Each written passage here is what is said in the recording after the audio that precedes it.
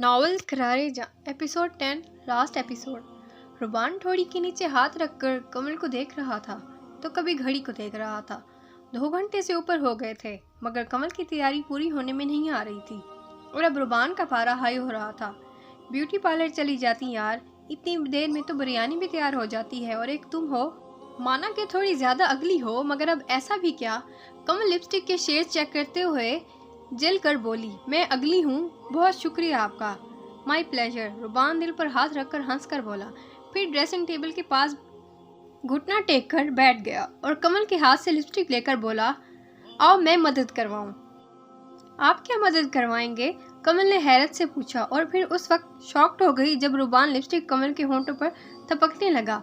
कमल मुस्कुराहट दबाकर रुबान को देखती रही जब लिपस्टिक लगाकर उसे नाकदाना नजरों से देख रहा था। आपको पता है रुबान, हमारी खानदानी जबान में आप जैसों को जोरों का गुलाम कहते हैं। रुबान ने पहले कमल को घूरा फिर इत्मीनान से बोला, और मेरी जबान में मुझ जैसों को आइडियल हस्बैंड कहते हैं।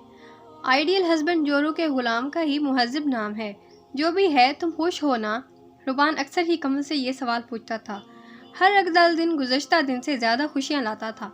मेरी ज़िंदगी में रुबान को हमेशा कमल का ये जवाब सुनना अच्छा लगता था। तब भी तो वो पूछता था, अच्छा आप गाड़ी निकालें, मैं बस आती हूँ। हो गई ना सब तैयारी? रुबान बेजार होने लगा उसकी तैयारी से। हाँ जी सब हो गया है, आप चले ना, मैं आ रही हूँ। कमल ने बोलते हुए रुबान को कमरे से बाहर धकेला था। फिर सैंडल्स पहनकर शीशे के आगे खड़ी होकर खुद को देखने लगी और फिर बाहर आ गई। गाड़ी में बैठकर कमल पीछे की सीट की तरफ मुतवज्जा हुई जहाँ जान और वानी बैठे थे। अरे जान सो गया, तुमने जितनी देर लगाई है शुक्र करो बस सोया है, रोया नहीं है। रुबान की नाराज़ी से कहने पर कमल हंस पड़ी। क्या करूं, मेरे लिए डबल खुशी का मौका है। मेरे भाइयों जैसे कज़न और बहनों जैसी इकलौती सहेली की शादी है। मैं तो अभी भी मुतमिन नहीं हूँ अपनी तैयारी की वजह से। बस बहुत हो गया, लफ्ज़ तैयारी और मत बोलना। रुबान के झड़कने पर करके खिड़की से बाहर देखने लगी। मुझे समझ नहीं आती अचानक तुम्हारे खाला खालू मान कैसे गए इस शादी के लिए। वकास भाई बेचारे तो बस अपना खामोश एहतजाज करते रहते, किसी से बातचीत ना करना, घर कम जाना। खाला खालू पर क्या असर होना था इस रवैये का? वो तो वकास भाई की छोटी बहन वर्दा के ससुराल जो थे ना, बहुत ज़्यादा ऊंचे घराने के थे। वो वर्दा को बहुत बातें सुनाते थे क्योंकि जब वर्दा की शादी हुई थी तब खाला खालू के हालात अच्छे नहीं थे, इसलिए वो वर्दा को ज़्यादा कुछ दे भी नहीं पाए थे। वर्दा पे सारे हालात खाला खालू से छुपाती रही। वर्दा के ससुराल खाला गईं तो खुद वो अपनी आंखों से सब देख लिया और वहीं उनकी ब्रेन वॉशिंग भी हो गई। अल्लाह वर्दा के हालात पर रहम करे। शुक्र है उसके शोहर बहुत सपोर्टिव हैं। शोहर साथ दे तो सब बर्दाश्त हो जाता है। बस अच्छी बात यह है कि खाला ठीक हो गई हैं। खाला तो उन्हीं के दिमाग से चलते हैं।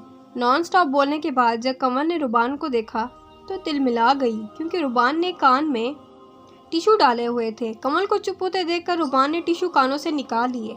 तुम कितना बोलती हो, ये मेरे बोलने का ही कमाल था जो अनाया आपा सुबह सुबह घर से निकल पड़ी थी। कुछ अंदाज़ा है वरना क्या होता?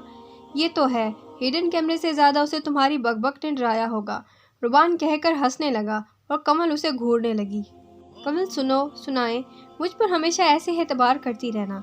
रुबान ने कहा था, आप भी हमेशा मेरे मुहाफिज बने रहिएगा। कहने की बात है, रुबान ने कहा। मैं भी यही कहूँगी, कहने की बात है। कमल के जवाब पर रुबान आसूदा सा मुस्करा दिया। कमल जी आंटी। रक्षंदा की माँ की पुकार पर कमल उनके पास चली आई। हमने वकास की जो कपड़े भिजवाए थे वो क्यों नहीं पहने वकास ने? कमल के पास इस सवाल का क्या जवाब होना था। वो जवाब मांगने अपनी खाला के पास पहुंच गई।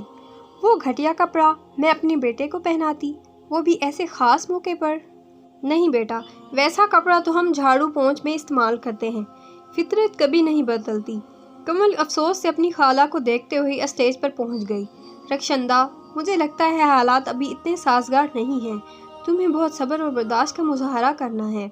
कमल रक्षंदा के करीब होकर बोली तो वकास ने सुन लिया था।